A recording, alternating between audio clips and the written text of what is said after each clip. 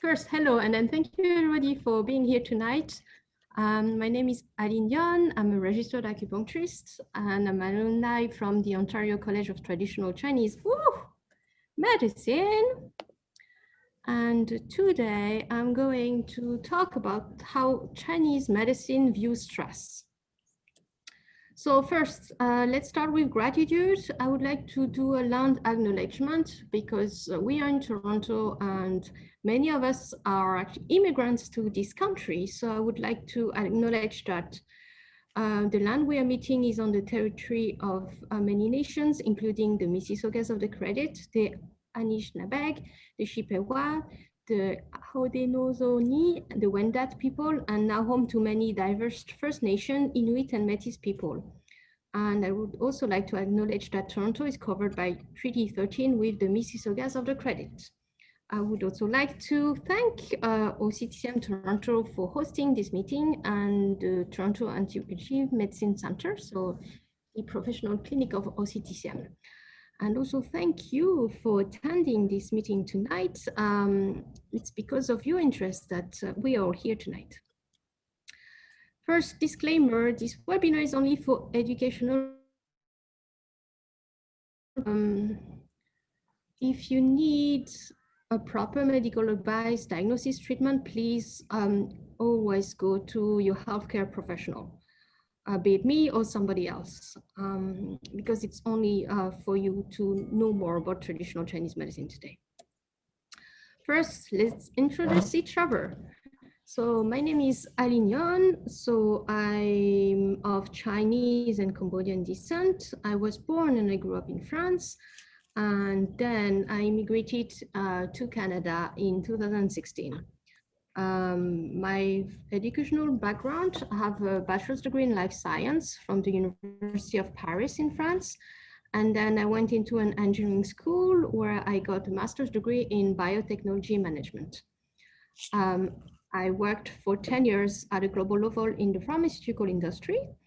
And afterwards, I decided to change careers. So I went back to school at OCTCM in Toronto, where I earned my TCM acupuncture diploma, and I'm now a registered acupuncturist.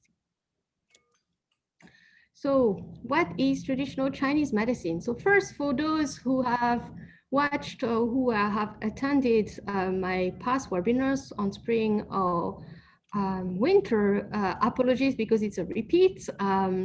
But so let's do some revision. So if you see at those two pictures, some of you would see either the rabbit here. So first we see the eye of the rabbit here. And then those two here, you would see that they would be ears. And here you would have the nose and the mouth of the rabbit.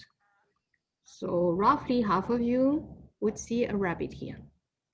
The other half would see a duck. So here you still have the eye of the duck. So here you have the head of the duck. And then here you would see the beak of the duck. So for those who see the duck in this image, does that mean that the ones who see the rabbits are wrong? No. And for those who can see the rabbits, does that mean that people who didn't see the rabbit but saw the duck are wrong? No, they're not. Both of them would be right. It's just you have a different perspective on how they see this image here. And on the right-hand side, it's the same. So for people who look at this glass of water, for some of them would see that it's half empty and others would see that it's half full. So you can see that there are two different perspectives, but both perspectives, like none of the perspectives are wrong or both perspectives are right.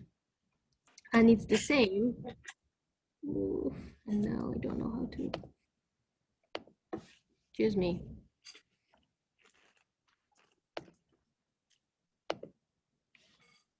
Okay. And now we're moving on the representation of the human body. So on the left-hand side, you have this drawing from Leonardo da Vinci. So in biomedicine, they view the human body in a descriptive way. which means that when they look at the human body, they would, write and draw precisely the shape of the hands and the fingers and the shape of the torso and the different organs.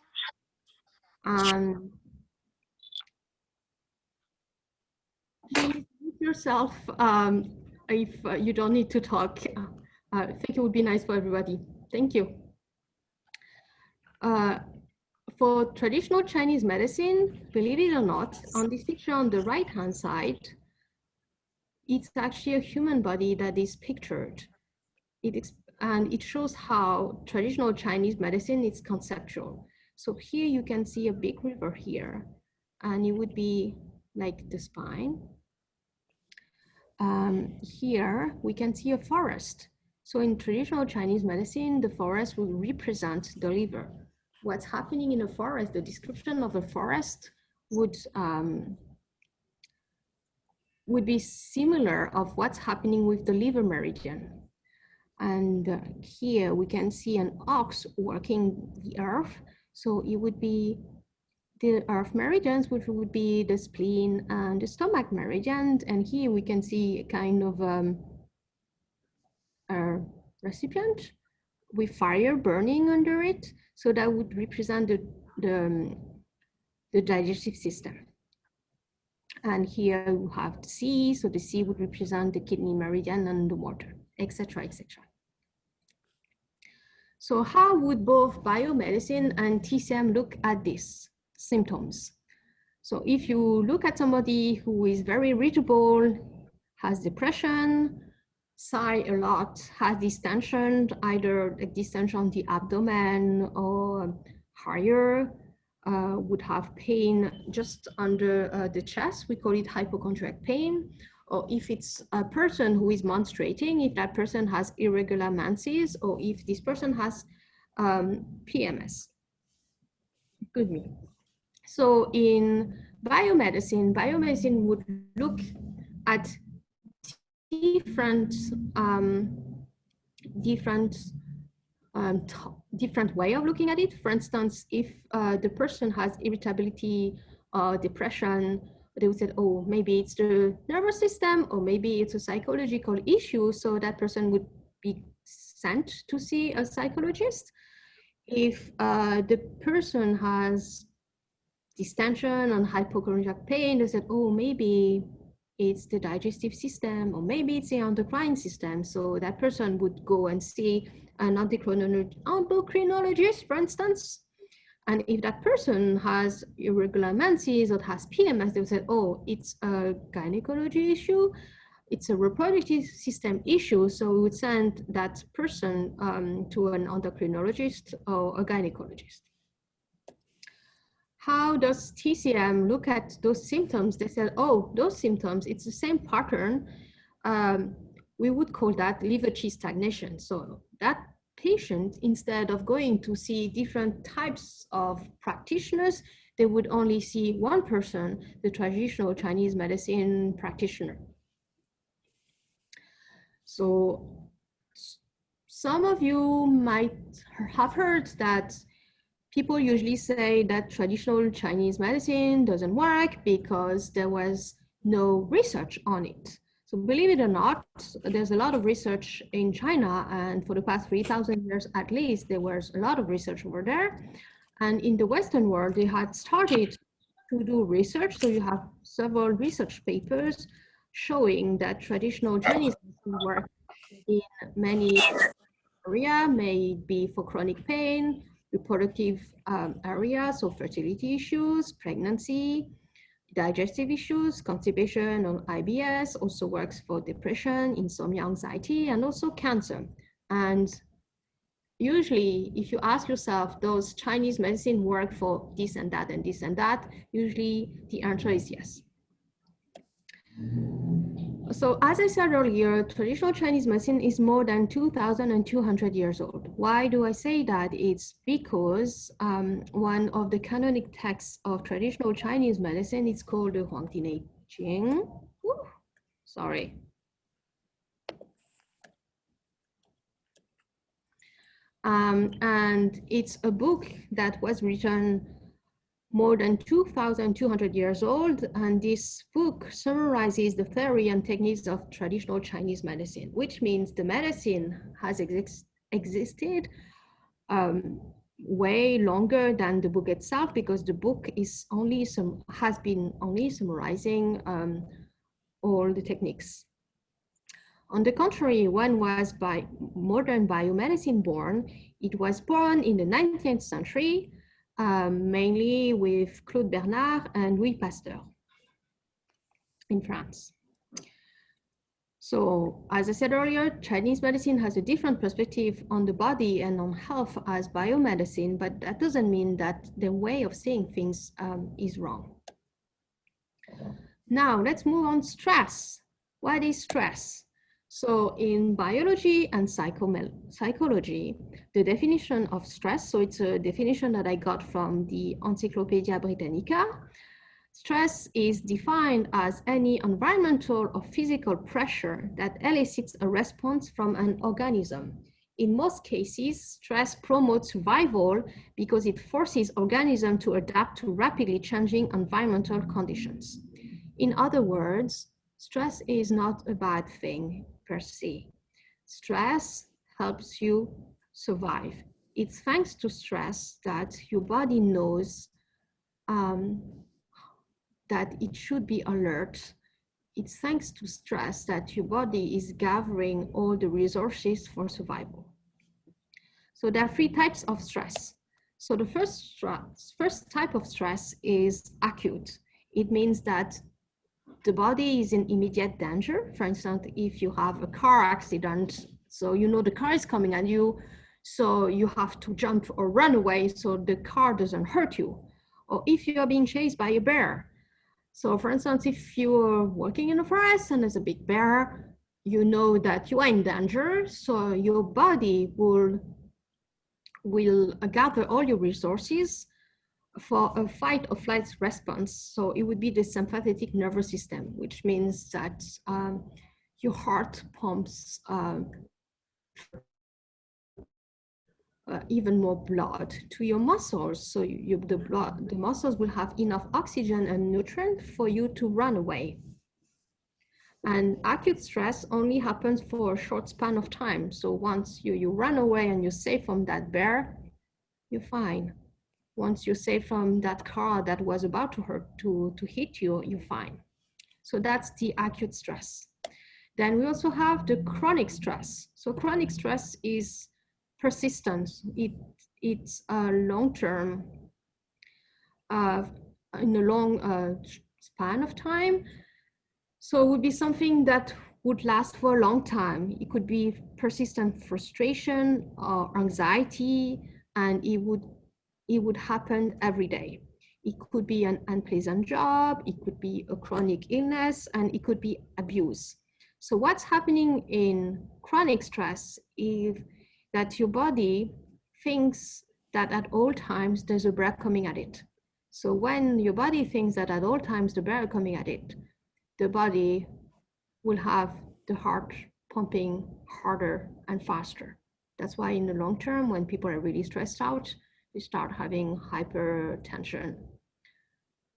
When you have a bear coming at you and wanting to eat you, you don't sleep, because if you sleep, if you fall asleep and you're not awake anymore, and you're not on your guards anymore, the bear has a chance to come at you and hit you and eat you. And also, when you're stressed out, when you are busy running away for your life from that bear, like all the blood flow is going on your muscles, on your legs, so you can run away, on your arms, so you can fight the bear. And during that time, when you are running for your life, you are not thinking of stopping and having a nice dinner. That's why when people are stressed out, some of them, they can't eat at all. And there's another type of stress, it's traumatic stress. So traumatic stress is defined as a life-threatening event that elicits fear and helplessness. So during that traumatic event, you had that big bear here, but there's nothing you can do, and it's like you can see the bear coming at you and eat you. So that's really traumatic on your body. So that traumatic events would happen when you have tornadoes, fires, wars, and unfortunately when people experience a big sexual abuse like rape. So those traumatic events would end up in post-traumatic stress disorder. So I will talk about it later. So according still to Britannica, so how would people treat stress? So if it's a case of moderate stress, they said it would be good to manage that stress with exercise, meditation, yoga, rest, and also diet. And by diet, they would advise you to drink less alcohol and less coffee and tea. In case of severe stress, when the body has been under stress for so long, then they would also advise to go for psychotherapy and also biofeedback. Biofeedback is trying to train your body back not to react as if your life is in danger all the time.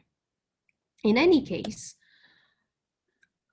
for stress, they said that the change in environment would be good. For instance, if you have a job that you hate, if you live in a neighborhood that doesn't make you feel safe, if you live in a country at war, then a way of dealing with that would be changing country, changing job, changing neighborhood, because that would treat the cause of the stress at the root.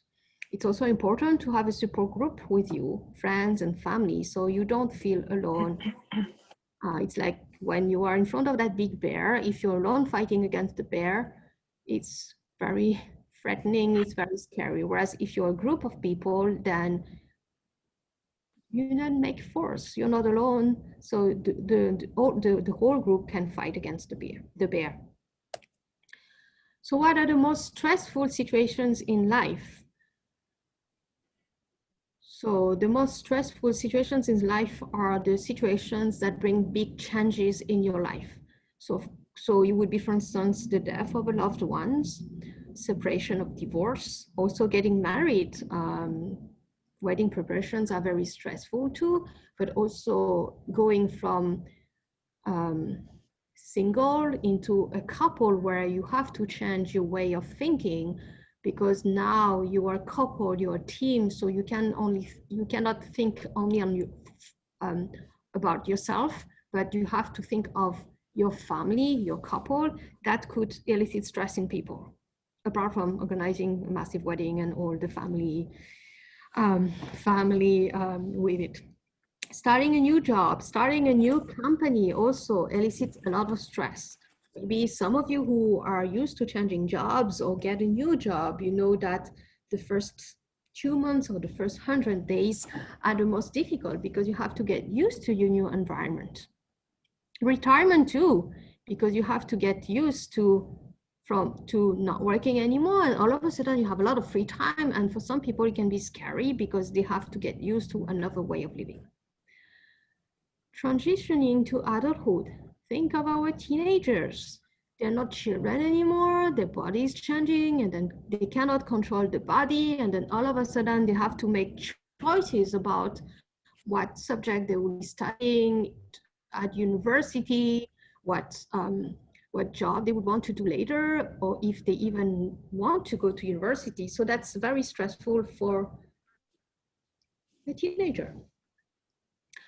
Other stressful situation that people don't always think of would be moving into a new home, moving into a new neighborhood, because you need new landmarks.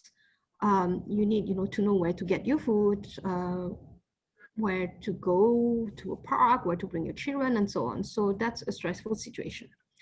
Financial problems, of course, is very stressful because it deals with survival.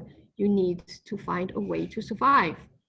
Chronic illness and injury, it's very stressful too, because again, imagine you're a prehistoric person. So if you are chronically ill or if you're injured, if a bear ever comes at you, you can't defend, you can run away. So that's very stressful. Workplace stressors. So if you have awful boss or awful colleagues or awful working hours or awful job, that would be a lot of stress on you. And that could even become chronic if you stay for a long time in that job. And last but not least, because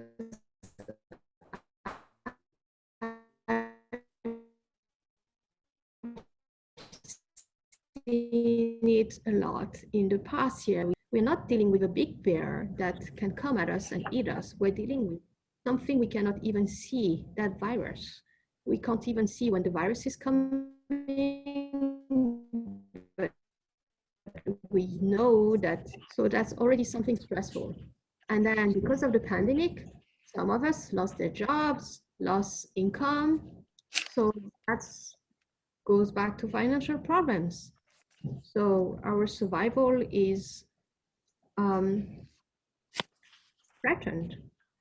And also, some of us can't see our family anymore. So we don't have access to the group to defend us and to take care of us. So we feel very vulnerable. So that's a major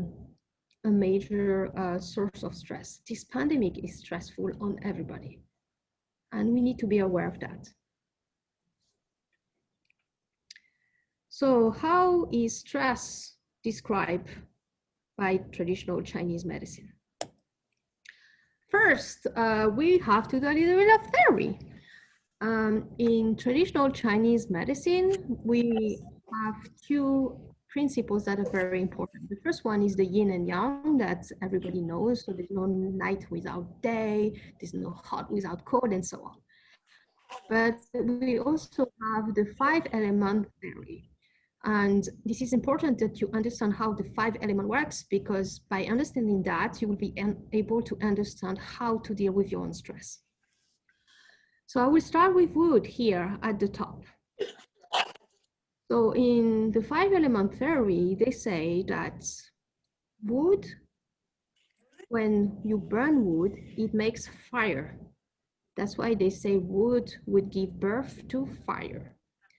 And when the fire has burnt, you will have ashes. Ashes is earth. That's why they say the fire would give birth, would generate earth. And then inside the earth, you have metals. That's why they say that earth would generate metal. And then metal, for those who have done physics and chemistry, metals are ions, and when you have different types of ions together, those ions makes water. That's why they say that metal generates water. And also, for a plant to grow, the plant needs water. That's why they say that water would generate wood. Is this explanation clear for everybody? It's very important that you understand that. Please chat away or just say so.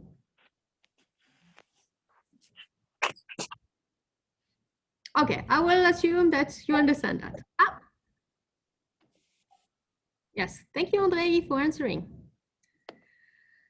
So we went through those generating interaction. Now we would go into the overcoming interaction with also the controlling interaction. For instance, we'll start again with wood. What would control wood? Metal here with the red arrow. Why? Because an axe, a metal axe, would cut the wood. That's why we say that metal would control wood. And then what would wood control? Karen, yes, I'll try to get a copy of the slides, and anyway, there will be a replay. So wood would control earth. Why would we say that? Because, for instance, when you have a landslide, so earth is misbehaving. To control the landslide, to get the land more stable, we plant trees. That's why we say wood would control earth. Or we could also say wood controls earth, because when you have too many plants, when the field has too many plants, the plants would weaken the land, and the land will not be fertile anymore. That's why we say wood would control earth. What would earth control? Earth would control water. How can we say that? So earth is dirt, it's the soil. So when you put the soil with water, there's no water anymore, there's mud. That's why we say earth would control water. And what would water control? Water controls fire, because if you have water and fire together, there's no more fire anymore because water has extinguished it. And fire would control metal because the fire would melt the metal. So I will just stop in this theory. And if we need to go deep inside the theory, we'll go back to that diagram later.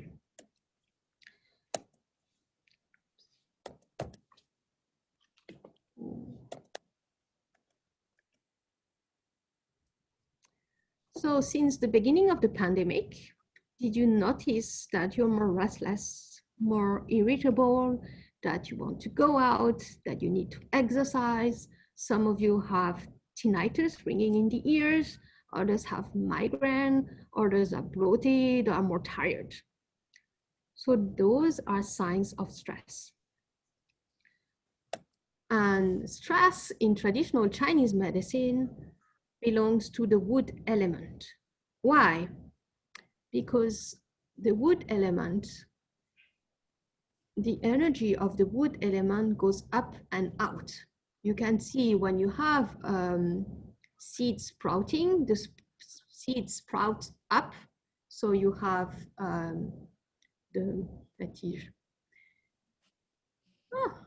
you have the trunk of the tree going up first, and then it goes out when you have the branches developing. And it's the same when you're stressed out. When you stress out, your energy goes up and out. So for instance, when you're stressed out, because the energy goes up and out, for instance, the energy,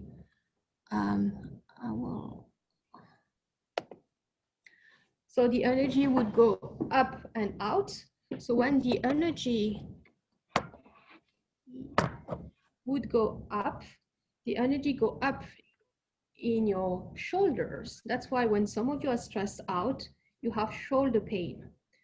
And the energy would go into your arm. Why? Because if you have a bear coming at you, wanting to eat you, you need energy in your arms so you can fight the bear. That's why. And because we live in modern society, we don't use our energy to fight the bear, then the energy gets stuck in the shoulders. That's why some of you, when they're stressed out, they have sore shoulders. And when the energy is stuck, it still go up. So it would go up. Why? The energy would still go up because you need some energy to shout, so you would scare the bear. Except that we live in society. So some of us, when they're stressed out, they do shout at people. But others, because they're polite, they don't shout. So the energy would get stuck here, would get stuck here. So some of you, when they're stressed out, you know, they have like jaw tension, or they grind their teeth at night. And I had a question, should we punch when we're stressed out? So we should move the energy. So for some of us would be punching. So by all means, go to the gym, get a punching ball and punch, because you have so much energy going into your arms that you need to use that energy, otherwise you get stuck, and that's how you have sore shoulders. And also the energy would go, like when you're stressed out, the blood flow would go into your legs. So you need to use your muscles. That's why when they say when you're stressed out, you need to exercise to get the energy moving, otherwise it gets stuck. Now I'll go back to sharing screen. And in traditional Chinese medicine, they said the wood element pertains to the liver and gallbladder meridians. So when the liver and gallbladder meridians are not happy, you have a lot of stress and frustrations and irritability. you have anger and impatience, and you need to shout because the energy goes up and out. That's why you need to shout to release that extra energy. If you don't, and the energy goes and gets stuck into the tendon, in the sinews. That's why when people are stressed out, they have pain, they have muscle pain, they have shoulder pains. Also, the wood element, the liver and the gallbladder regions, pertains to the eyes and the tears. That's why, you know, some people, when they're stressed out, they just cry. And the gallbladder meridian is the meridian that takes decision. So that's why when some people are really stressed out, they can't make decisions at all. So what do we do for stress? When people are stressed out and it's the liver and the gallbladder meridian, what do we do in traditional Chinese medicine? They say we need to smooth the liver meridian. So of course you could go to acupuncture and herbs. That would be one of the very good way, effective way to relieve you from stress. But once you're out of your acupuncture session, you also need to put things in place in your life, modify your lifestyle so the stress gets checked. So one of the way is getting up and going to bed early. And by early, I mean 10 p.m. I will explain later why. So to all my patients who are stressed out, to all entrepreneurs, to all new moms, to people who are all in those stressful situations, one of the most effective way to get to manage the stress is going to bed and be asleep by 10, 11 p.m. Exercise more frequently because again, the energy gets stuck in your muscles and your tendons, and you imagine you have that bear and you need to run away from that bear. You need to use that arms to punch, and that's why they said exercise more. You need to stretch your muscles because the energy is stuck in your joints. You need to stress your muscles. Also express your emotions, because again, the energies go up and out. That's why people shout. But we live in society and we're supposed to be polite and courteous to each other. So we could also express our emotions without shouting. We also need to emotional equanimity. So we also need to know when to give in to stress, to recognize if it's a real bear coming to attack us or if it's just an image and if it's worthy to get angry, to get ready to fight the bear. And also eat the appropriate food. So for those who have attended my last seminar on spring, so spring is also, which is now, until spring is also the season where the liver meridian needs to be really be taken care of. So you have all the tips to really take care of your liver meridian and take care of your stress. I saw their comments. If it's fine with you, I will keep with the presentation. If you have any questions, please do type them away in the chat and I will answer them after the lecture. Earlier, I said to take care of stress, we need to go to bed early and if possible by 10 p.m. Why? So here you have a clock, 24-hour clock. So we have noon here, 1 p.m., 2 p.m., etc. until midnight here. And then it goes again, midnight, 1 a.m., 2 a.m., etc. until noon here. So for instance, between 11 p.m. and 3 a.m., it's the time of fame of the wood element, which is the liver and the gallbladder meridian. And during that time, if you want your liver and gallbladder to rest, you need to sleep, which means you need to be asleep so the liver and gallbladder meridian can do their job. And also, you need not to be digesting, because if you're digesting, the liver and gallbladder meridians would be working instead of resting. And for those who are more into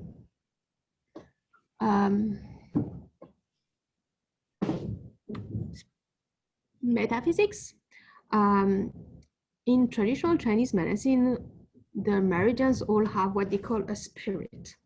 So for the liver spirit, it's called the Hun. They said that it's the spirit that travels in your past and your future and maybe other lives during your sleep. So during that time, if you're asleep, that Hun, that liver spirit, that wood spirit will travel into your past and your future. So during the day, you can make decision because that Hun would have asked all the questions to your past and your future. And that's important for people who are managers or entrepreneurs because you need to make a lot of decisions, and you need to make decisions that would be good for everybody. That's why you need to be asleep during that time. And also in Western medicine, they said that for the body to recover the best, you need to be asleep around midnight. So it fits with that meridian clock. Now, for some people, stress, when they're stressed out, they don't shout, they're not irritable, but what's happening? So earlier we said that wood needs water. So they said water would generate wood. So when you're stressed out, there's a lot of wood. And what's happening when you have a lot of wood? Well, water is weakening because you need a lot of water to water the wood, to water all the plants. But when you have too many plants, the well gets dry. So for some people, when there are a lot of stress for a lot of time, in the end, we say there's not enough water because the wood was weakening the water. And then what are the meridians pertaining to water? They are kidney and urinary bladder meridian. And when the water meridians, kidney is weakened, what's happening? We become afraid. And maybe some of you at the beginning of the pandemic last year, last March, they were like, yeah, we're afraid, but meh, that's okay. But now we're so afraid, but that we could be afraid of any single thing or any even irrational fear. So people who have a weakened kidney or urinary bladder meridian, who have a weakened water meridians, first they would be very fearful. They would have low back pain and knee pain. They would have urinary issues. The kidney meridian is also what I would call the life meridian. So if you want to think of somebody who has a weak kidney meridian, you can think of old people because the life meridian at the end of the life is weakened. And what are the symptoms of old people? They're afraid of everything. That's why they lock the house with so many locks and so many drawers. They usually have low back pain and knee pain, and they have urinary issues. Think of, these old men who have hypertrophy of the prostate and go to pee who have an urge to go to pee, and they go very frequently. Some people would feel very, very cold too. And also people who have a weak kidney meridian, because the kidney meridian is the life meridian, they would have fertility issues. And I work a lot in fertility. So I have a lot of fertility patients who are usually high executive, who are under a very stressful job. And because their job is so stressful, they have a lot of wood, and the wood has weakened the water. And when they decide to start a family, they realize, oh, wow, they have fertility issues because there's not a lot of water left to make babies. And when there's really no more water, you burn out. No more energy because it's a life meridian. What can we do when stress is affecting the wood and the water element? First, eat the appropriate food. So usually for the liver meridian, when you're very stressed out, some of you notice that when you're stressed out, you want to eat a lot of sweet. So sweetness would smooth the liver stagnation. We also need to move the energy because stress means that the energy is stuck somewhere. So to move the energy, they said they want pungent food, spices or food who are pungent, like onions or leeks or from the cabbage family. And to move that energy, you need moderate physical activity. Why this time is moderate and not just physical activity? Because remember, the kidney meridian has been weakened, so you don't have a lot of energy left. So you need to do some exercise to move the energy, but not too much, otherwise you would be exhausted. You should avoid sweating. So again, moderate physical activity so you don't sweat too much. But by avoiding to sweat, it also includes a night sweat. So if you have any night sweat, please do come to acupuncture, do something to stop the night sweat. Because in traditional Chinese medicine, having night sweat is you have leakage of energy, you have leakage of your Jing, your essence, your life essence, and you need that life essence to be alive and also to give life if you want to start a family. Sleep more, go to bed early and arise later, because the kidney meridian is weak, so you need to sleep to recharge the body. Quiet desires and mental activity. You need to, because too much energy, you need to, to save your energy. To save your energy physically, that's why it's moderate activity, but you also need to save your mental energy. That's why you need to be more in a peaceful, quiet state. Sexual desires especially should be contained. Why? Because the kidney meridian is a life meridian, which means each time a man ejaculates, the man kind of loses his life meridian in order to make babies.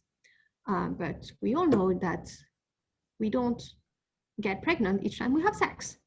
So in order to not lose that precious life energy, we should keep it. That's why they said when you burnt out, and anyway, usually people who are burnt out, they have very low libido, they should refrain from having sex, too much sex. For fertility couples, they should only have strategically timed sex.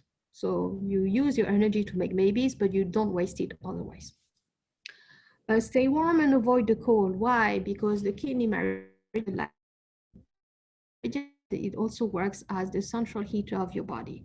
So when you have your central heater, you don't want it to be exhausted and be put in a very cold environment. So usually what I tell my patients is like, keep your feet and your ankle warm, wear socks, and never walk barefooted on a cold tile. And use Moxibustion. So Moxibustion is a different technique, different than acupuncture that we use in traditional Chinese medicine. So it's dried mugwort. So it's the same family as sage.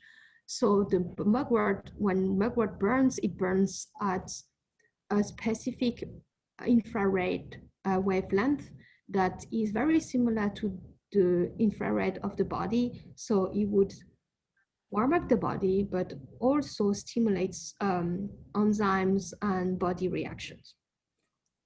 And again, if you need more information on how to nurture and strengthen the kidney meridian, because the kidney meridians, the season of the kidney meridian is the winter, I will invite you to go into my YouTube channel and watch the seminar on how to keep healthy in the winter and how to take care of your kidney meridian. Now, stress under fire element. We said that when you're stressed out, we said that when you're stressed out, it's the wood meridian, the wood element that plays a role. And when there's a lot of wood, there's not a lot of water. So what happens when the wood doesn't have a lot of water? It's dry, and when it's dry, it can burn very quickly. So when you have dry wood, you have fire blazing.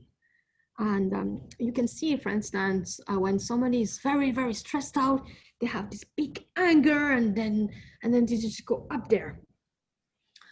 And the fire meridians, so I only put two here. It's the heart and the small intestines. You also have the pericardium and the triple burner. So when stress goes into the fire meridians, what happens? You have insomnia, you have anxiety, you have palpitation, you have poor memory. And for some of us, they have IBS because you see IBS in the intestines. And for some of us, once the wood that is dry has burnt out very quickly, there's no more fire. And when there's no more fire in our life, there's no more joy. And here you have depression from a lack of joy. What do we do in that case? In traditional Chinese medicine, we would smooth the liver meridians and calm the heart. So again, eat the appropriate food. And in this case, because the energy goes up and out and is really out, so that fire is really burning, we need to keep the energy back. So in this case, we would add a little bit of sour food. And because sour belongs to the wood element.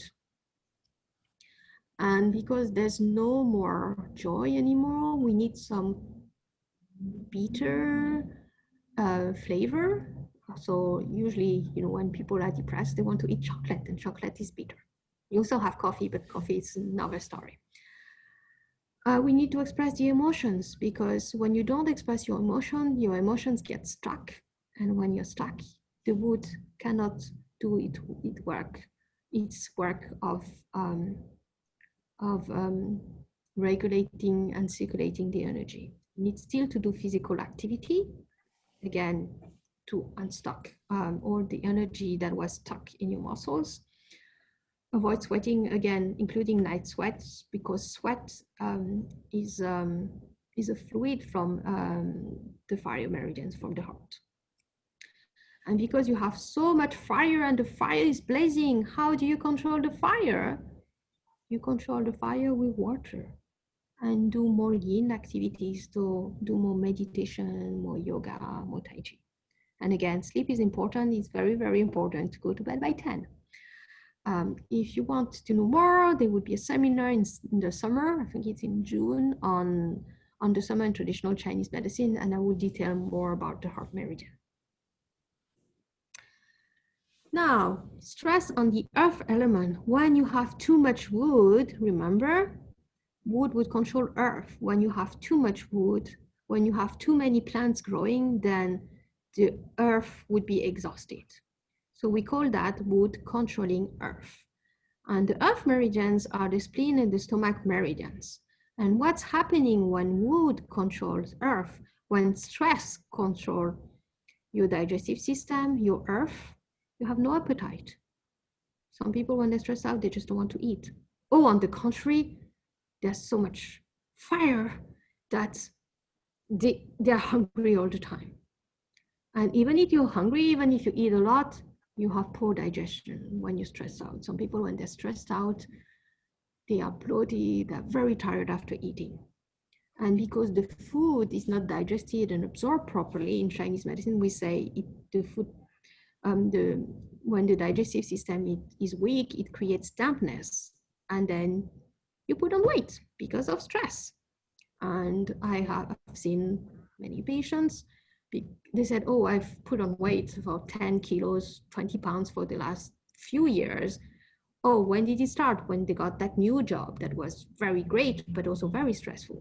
It's because the wood element was controlling the earth. That's why they put on weight. And when the earth element is weakened, we tend to worry. It's like the hamster wheel in the head. We have that worry. It's not fear. It's just you have this kind of obsessive thought that keep on going, and we are stuck in that thought. And because the earth element is weakened, the digestive system is weakened, it cannot create blood, it cannot digest the food properly, it cannot absorb the food properly. And as a result, in Chinese medicine, they said it cannot create blood, no nutrition, and we tend to have a poor memory. And people who have the earth being controlled by wood, the digestive system controlled by stress, they usually tend to crave for sugar. So what do we do in that case? First, eat the appropriate food. Yes, it's more sweet, and by sweet food, it's not sweet as sugar. It would be sweet-ish food like whole grains or sweet potatoes or things like that. And because the digestive system is already weak, we usually tell our patients to avoid raw, cold food and dairy, because dairy is dampness. It weakens the digestive system even more. Excuse me. And on the contrary, we tell them to eat cooked and warm food. Why? Because whatever you eat and whatever you drink, the body will bring all the food and the drinks at the body temperature, which is 37 degrees Celsius, before it can actually digest it and absorb it. So if your body is already tired because of all the stress, if your digestive system is already tired, eat warm food. So the body wouldn't use up that energy to warm up the food. And eat cooked food. Why? Because cooked food technically means pre-digested. So your digestive system that is already weak, you help him by eating cooked food. So please, if you're stressed out, try to avoid to eat your sandwich or your salad in 5 minutes at your desk. Try to eat warm food, like even just a soup, a sip of soup. Express your emotions, because a big source of stress in our modern world is frustration and keeping all our anger and irritability and frustrations in. Again, physical activity, because you need to get the energy moving. It's the wood, you need to smooth the wood. Meditation, yoga, tai chi is again, it's water. You nourish water, so you have more water to nourish the wood. And again, go to sleep early to let your body regenerate. If you want more information about the Earth meridians, the sleep meridian, there will be a webinar in late summer. I think it would be in August. Please stay tuned for the next webinar. Now, stress and the metal element. We saw earlier that metal usually controls wood, which means a metal axe would cut the wood. But what if you have very little and you have wood? What if you have a small knife and you have a big tree? In this case, the metal, the small knife, cannot control the big tree anymore. And in this case, we say wood would insult metal. And when you're so stressed out, when there's so much wood and there's only a little knife, what's happening? So the metal meridians would be the lung and the large intestine meridian. So some of you, when they're stressed out, they have difficulty breathing. Some of you, when they're stressed out, they have acne. Why? Because the skin in traditional Chinese medicine is governed by the lung meridian.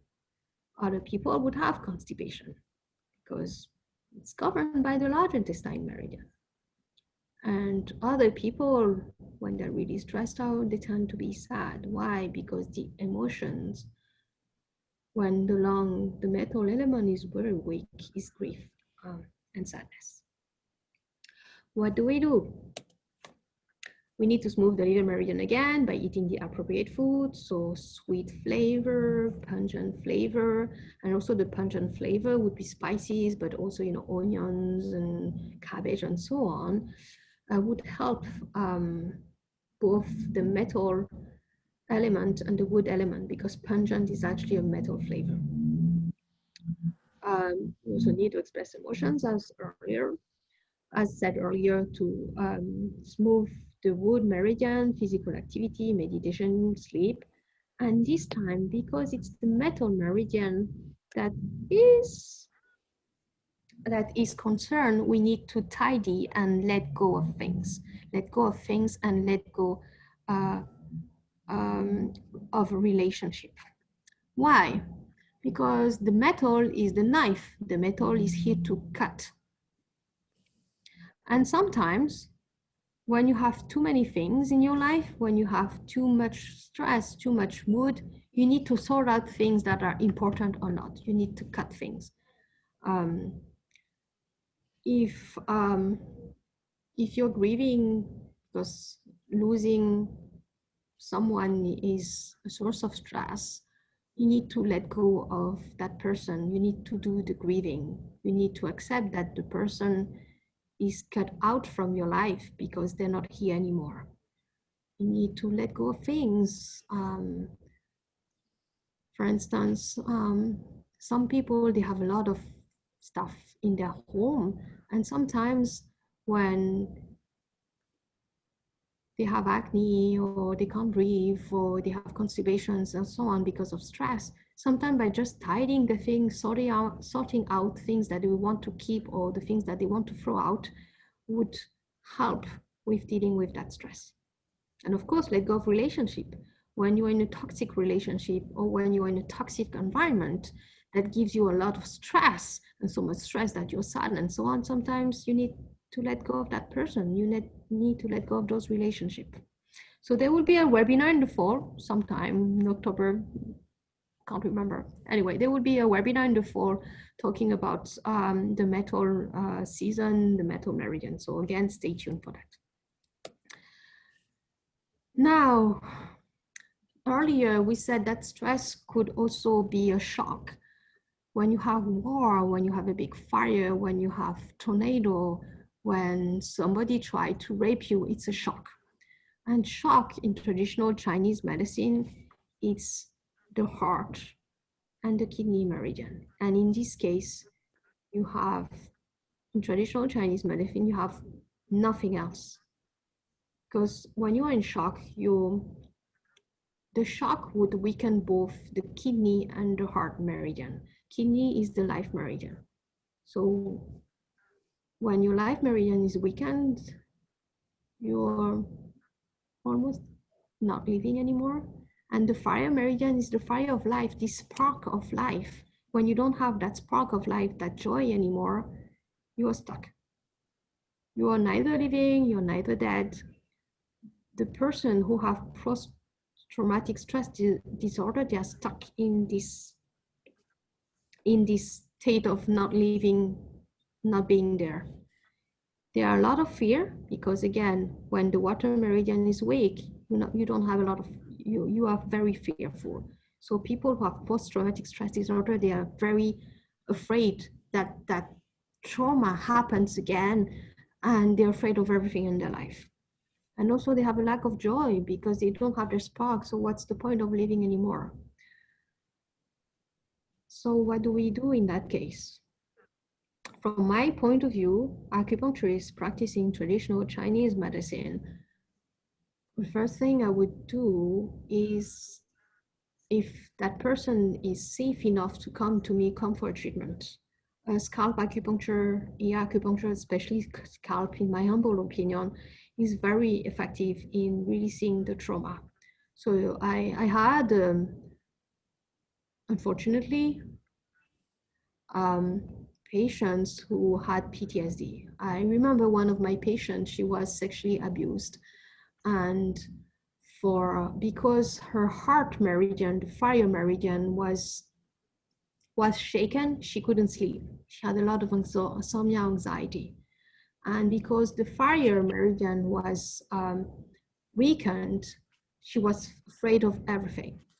So I told her that I could help her with, and she came to me for insomnia. And I told her, and she was under a lot of stress too because of that.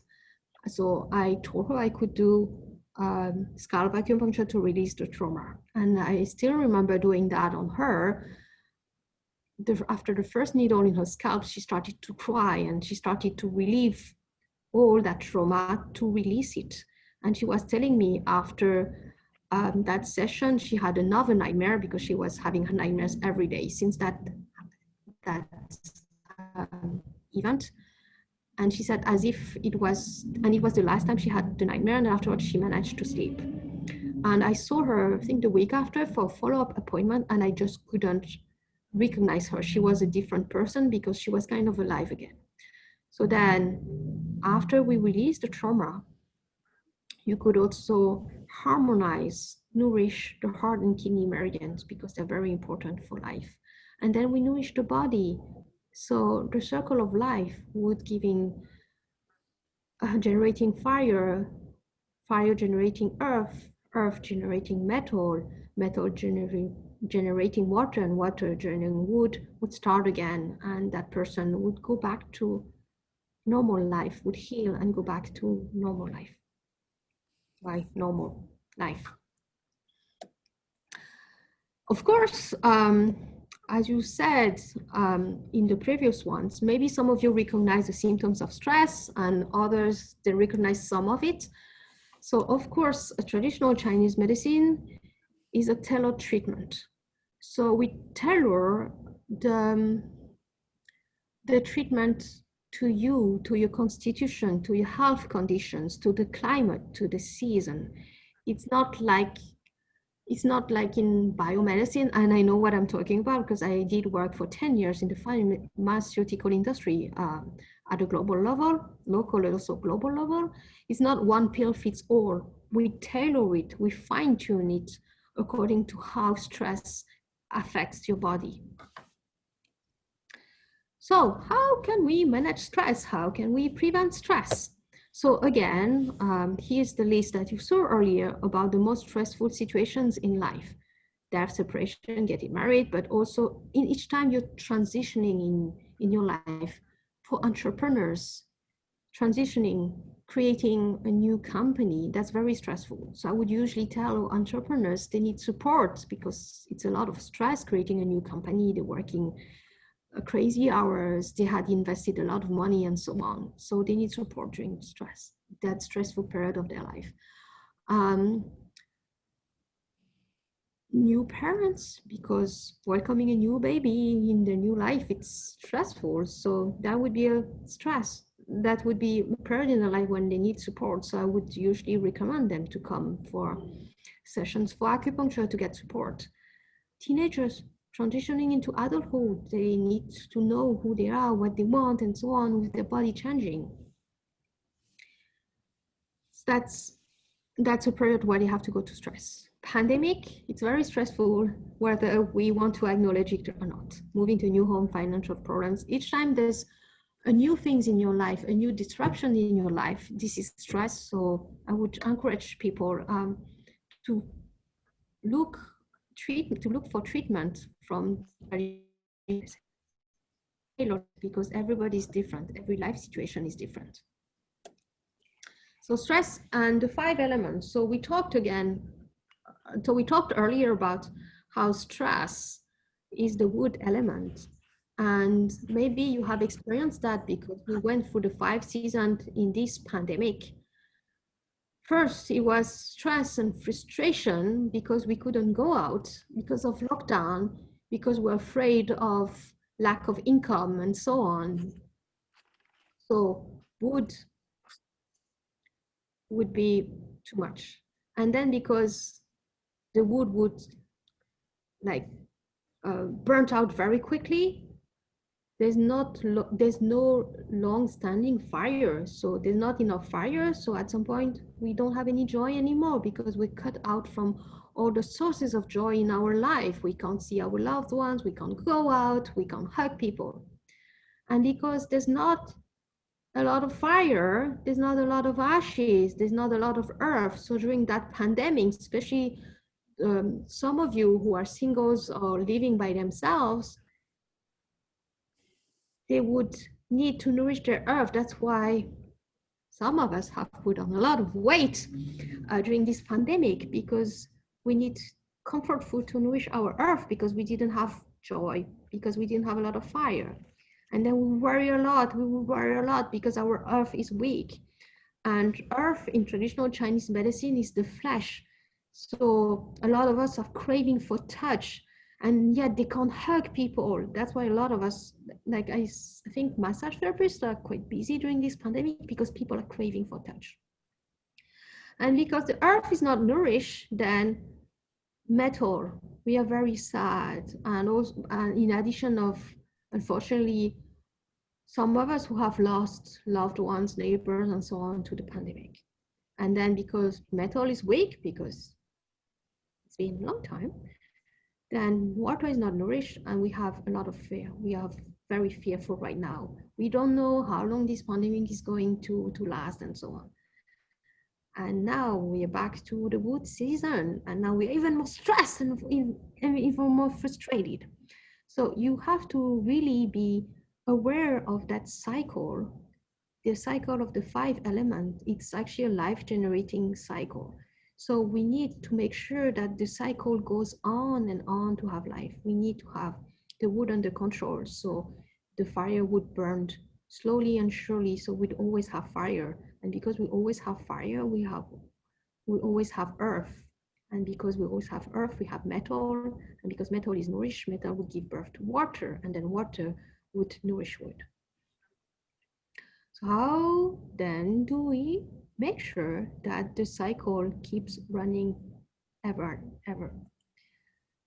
Smoothing the liver meridian. And even in Western medicine, they said stress is the source of all disease. When you stress out, you end up having heart attack, high blood pressure. Some of us would have cancer. And because we're stressed out, our immune system is low. So we tend to catch disease and so on and so on.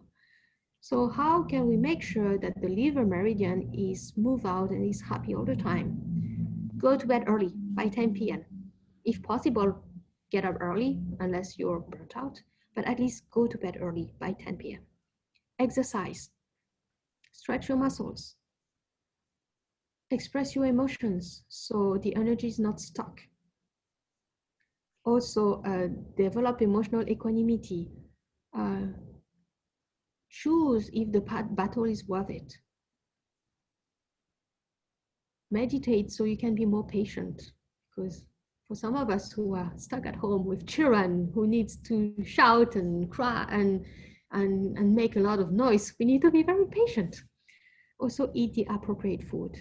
And of course, every one of us is different. So every one of us needs a tailor-made diet. But the easiest would really to eat cooked and warm food and avoid raw and cold and dairy to make sure that our digestive system is never overloaded.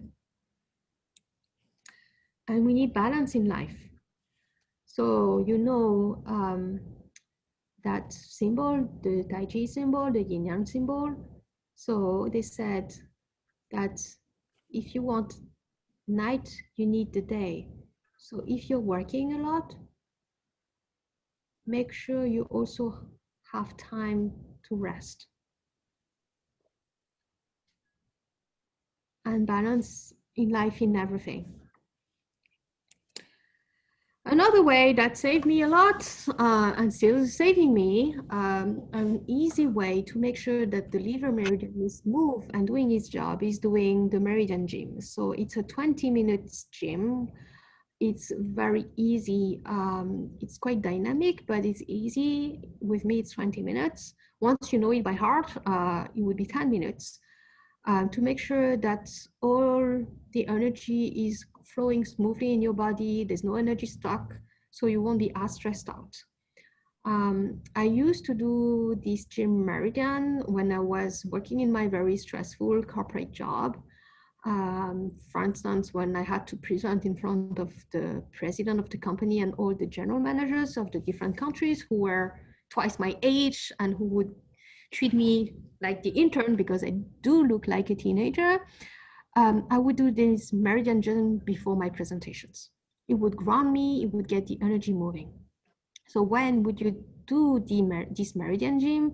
You would do it first thing in the morning, because some of us in the morning, they're tired, they want to get out of bed. So do that gym to give you energy in the morning. Each time you're stressed out, do this gym when you need to be grounded and to be more calm. Please do not do this gym before going to sleep, because again, this gym is to give you energy, and when you want to go to sleep, well, you don't need extra energy. Not after food, because after you have eaten, you need to digest. So if you divert that energy, it wouldn't be good. I would also say caution during pregnancy. because I'm not sure how this Meridian Gym would work for pregnant people. So I would say caution during pregnancy.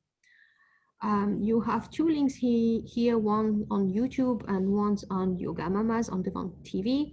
Yoga Mamas is one of the clinics where I work. So the Gym Meridian is available for free in those two channels, in YouTube and in Yoga Mama. And if you are not sure how to do the exercises or how to do the Meridian Gym, or if you want personalized advice on how to manage your stress, first know that I offer 15 minutes free phone consultation, so I could give you advice. And also I do online consultation. And again, with Yoga Mamas, to stretch your muscles, to exercise and to meditate, you can do their on-demand classes. The classes on meditations, the movement meditation could be as short as 5 minutes or as long as 1 hour. So you can benefit for 1 month free with Yoga Mama on demand with those promo codes.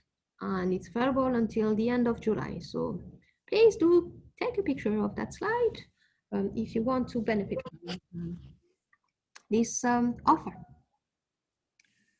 Now, my question for you is, what will you do to manage your stress? What will the 3 things that you will do implement in your life right now, starting from tomorrow, to manage your stress?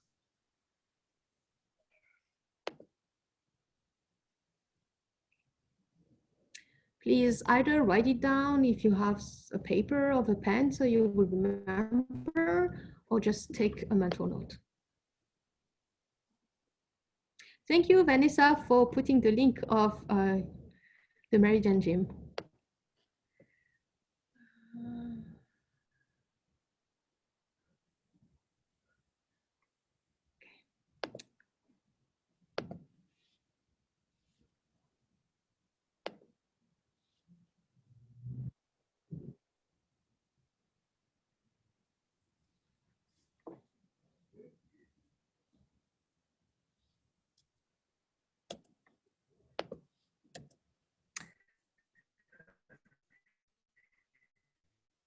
So that's all for me for today. So thank you for being here today.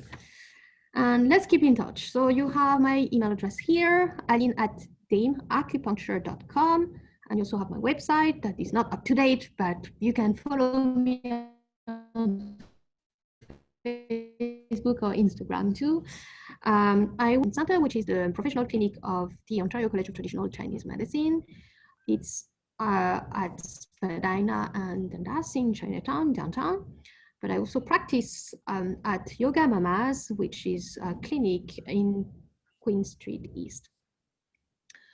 If you're interested to know more about Chinese medicine, I have my next webinars on the 22nd of April with Yoga Mamas. Oops, sorry. It's about how traditional Chinese medicine and acupuncture can help for fertility. I will talk about how traditional Chinese medicine and acupuncture can help for postpartum. And again, on the 7th of June here at OCTCM Montreal, stay tuned. I will talk about the summer in traditional Chinese medicine and the heart meridian. And then stay tuned for the earth meridians and the metal meridians. Now, if you have questions, I'm going into the chat now.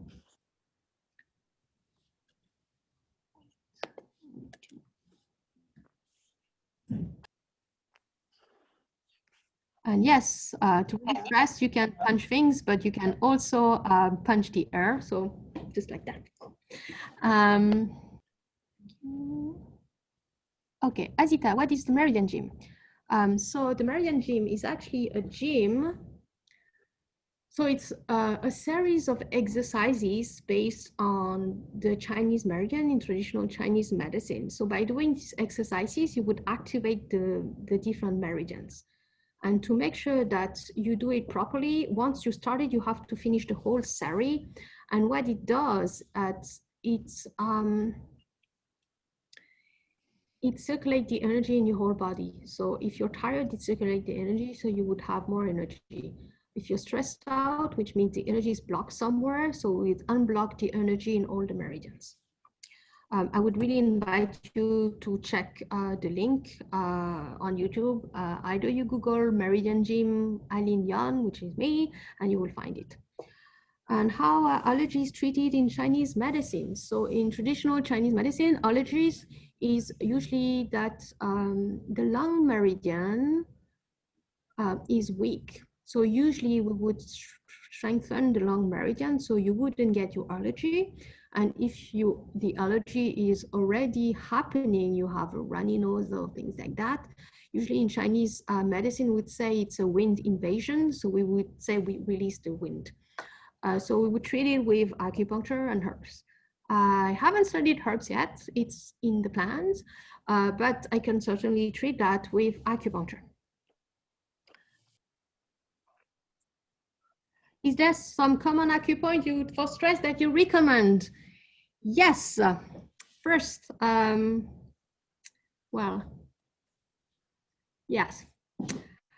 The first one is the one here between the eyebrows. For those of you who do yoga, they would know it's the third eye.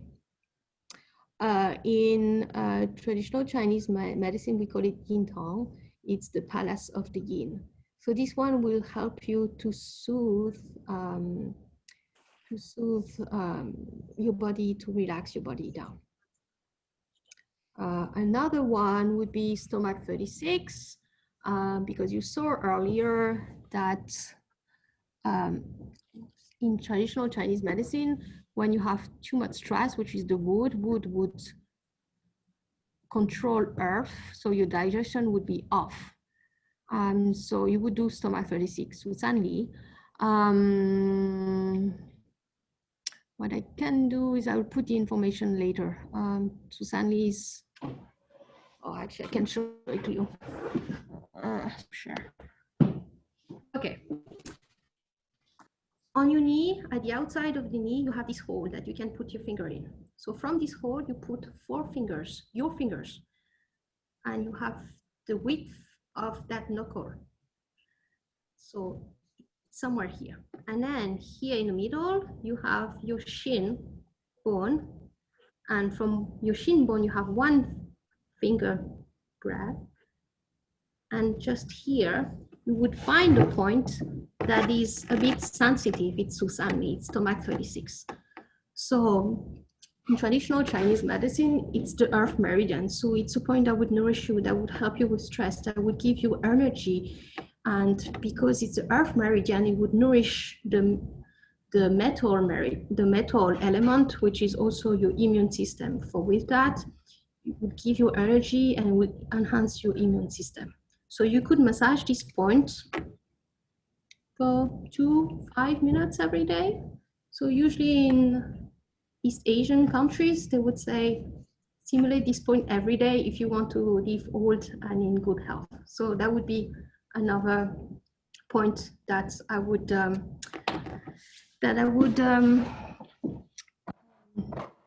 would recommend for stress. You can stimulate Susanli, so the point on the knee, as much as you want. The only times when I will not recommend that point is if you have stomach ulcers, or for pregnant ladies, if you have nausea and vomiting. Do you treat endometriosis in your practice? Yes, Karen, I do that. And that's all for today. And a new one. Yeah, thank you very much. Young, Sergey, Karen, Jenny, Laura, Julia. Okay, everybody, Candice, everybody who attended this webinar. If you have any feedbacks, if you want to contact me, You have my email here. If there are any topics that you would like me to do a webinar with, please let me know. And for now, I wish you a very nice evening. Enjoy